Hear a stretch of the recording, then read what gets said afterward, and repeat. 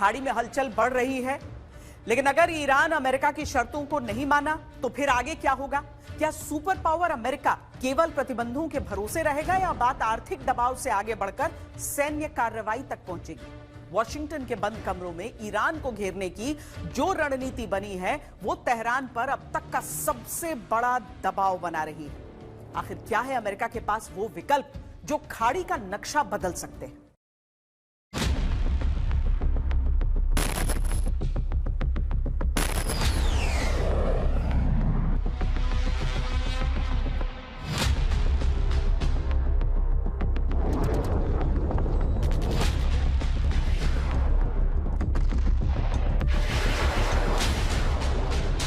America और Iran के बीच जो युद्ध विराम यानी सीज फायर चल रहा है वो किसी भी वक्त टूट सकता है। दोनों देश बारूद के ढेर पर बैठे हैं, बस एक चिंगारी की देर।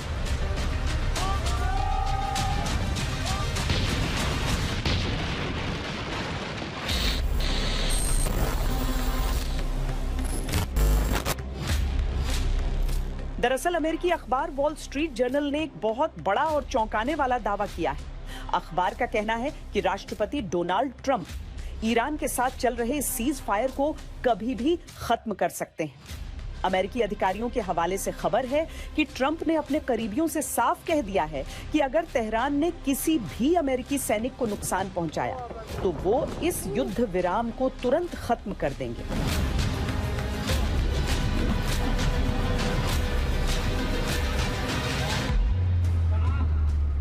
अमेरिकन सैनिकों का नुकसान तो नेचुरली, अगर हमला तो उन्होंने कोई कसर तो छोड़ी नहीं पहले हमला करने में, और अगर अभी भी हमला करना है तो मतलब यह है कि सीज फायर को तोड़ देंगे।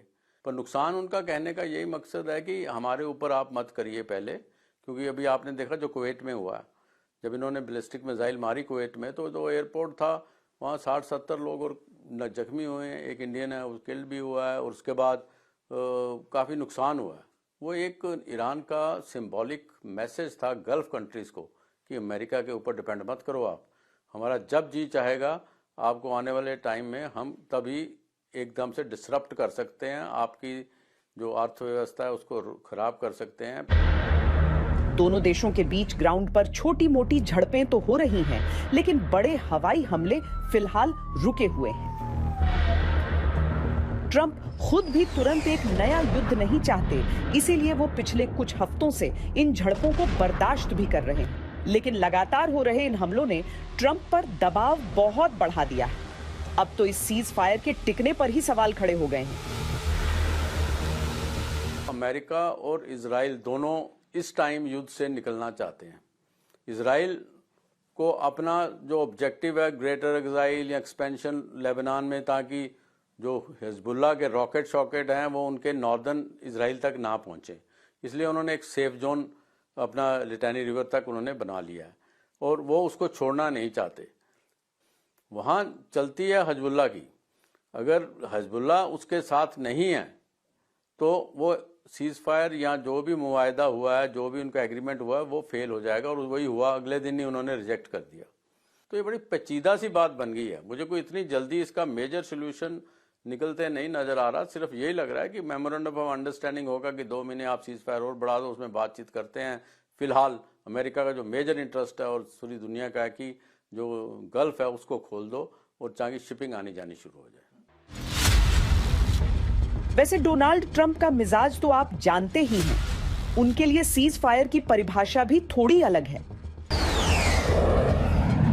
अब सबसे बड़ा सवाल यह है कि क्या अमेरिका और ईरान के बीच कोई समझौता हो पाएगा?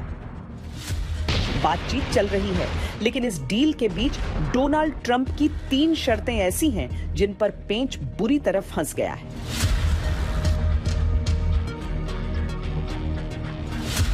पहली शर्त है हॉर्मुज को तुरंत खोला जाए, जिससे दुनिया भर में तेल का व्यापार पहले की तरह नॉर्मल हो।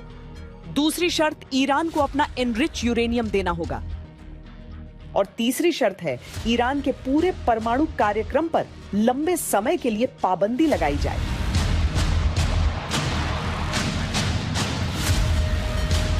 अब जाहिर सी बात है, ईरान इन शर्तों को आसानी से तो मानने से रहा।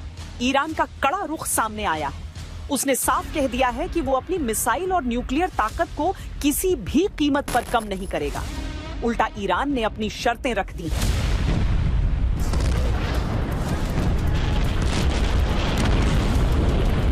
ईरान चाहता है कि लेबनान में पूरी तरह से युद्ध विराम हो। ईरान पर लगे सारे आर्थिक प्रतिबंध हटाए जाएं और विदेशों में जो उसकी संपत्ति फ्रीज है वो उसे वापस मिले। 3 मुद्दे अगर मैं कहूँ, अमेरिका चाहता है न्यूक्लियर, एक कि जो न्यूक्लियर हथियार बनाने की काबिलियत या ईरान ना बनाए और ना बनाने की उसमें काबिलियत होनी चाहिए, और जो आज की तारीख में उसके पास एनरिच्ड यूरेनियम है जिसके तादाद तकरीबन 440 किलो और 60% से ज्यादा उसका एनरिचमेंट है, उसको वो यूएसए को सौंपे या फिर IAEA को सौंपे। और तीसरी बात जो बार बार आती है स्टेट ऑफ होर्मुज को लेकर के, स्टेट ऑफ होर्मुज अमेरिका चाहता है कि इसमें कोई भी टोल वसूली ना हो। आज जहाँ ईरान है, ईरान को लगता है कि न्यूक्लियर को लेकर के वो उसका हक है, it's the right and sovereign right of Iran, वो क्या करना चाहता है उसकी मर्जी है। स्टेट ऑफ होर्मुज को लेकर के ईरान चाहता है कि उसको वेपनाइज किया जाए। और तीसरी बड़ी बात जो ईरान चाहता है कि उसके जो फ्रोजन एसेट्स हैं जिसके तकरीबन $25 अरब है वो रिलीज किया जाए, तभी वो स्टेट ऑफ होर्मुज को खुला छोड़े। 100 दिन होने को आ रहे हैं और हम देख रहे हैं कि हालत बाकी बहुत ही नाजुक, और इसको पूरे विश्व भर में अब एक तरीके से कहिए किल्लत और परेशानी शुरू हो चुकी है। देखा जाए तो ट्रंप जिस तेवर के साथ बात करते हैं वो दुनिया को चौंकाता भी है और थोड़ा डराता भी है।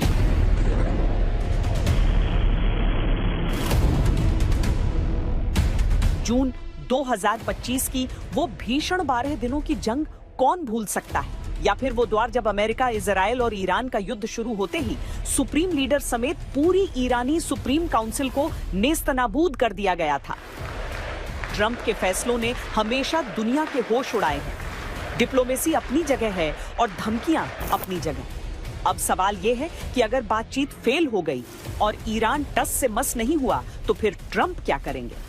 अगर ईरान पीछे नहीं हटा तो डोनाल्ड ट्रंप के पास प्लान बी के तौर पर 3 बेहद विनाशकारी विकल्प तैयार हैं। ये ट्रंप के तरकश के वो 3 तीर हैं जो ईरान को पूरी तरह संकट में डाल सकते हैं। विकल्प नंबर 1, पूर्ण सैन्य हमला।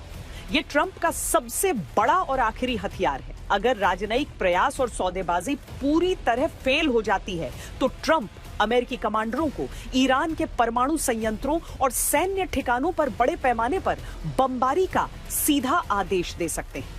इसके लिए अमेरिकी सेना को पहले ही हाई अलर्ट पर रखा जा चुका है। विकल्प नंबर 2, आर्थिक प्रतिबंधों को चरम पर पहुंचाना। अगर ट्रंप सीधे मिलिट्री एक्शन से बचना चाहेंगे तो वो मैक्सिमम प्रेशर की नीति को इस हद तक ले जाएंगे जिसकी कल्पना भी ईरान ने नहीं की होगी। ईरान के तेल निर्यात को पूरी तरह ठप कर दिया जाएगा, जिससे ईरान अंतर्राष्ट्रीय स्तर पर आर्थिक रूप से पूरी तरह अपंग हो जाएगा। विकल्प नंबर 3, क्षेत्रीय गठबंधनों से ईरान की घेराबंदी। अमेरिका अकेले नहीं लड़ेगा, वो खाड़ी देशों जैसे Saudi Arab, UAE, Oman, Qatar, Kuwait, Bahrain और अपने सबसे भरोसेमंद साथी इजराइल के साथ मिलकर ईरान को चारों तरफ से घेरेगा। रणनीति साफ है, ईरान के पूरे प्रॉक्सी नेटवर्क को जड़ से नेस्तनाबूद कर दिया जाए। यानी तस्वीर बिल्कुल साफ है, ट्रंप ने अपनी लक्ष्मण रेखा खींच दी है और अब गेंद ईरान के पाले में है। या तो ईरान शर्तों को मान ले या फिर अमेरिकी सेना के उस भीषण प्रहार को झेलने के लिए तैयार रहे जो पूरे वेस्ट एशिया का भूगोल बदल सकता है।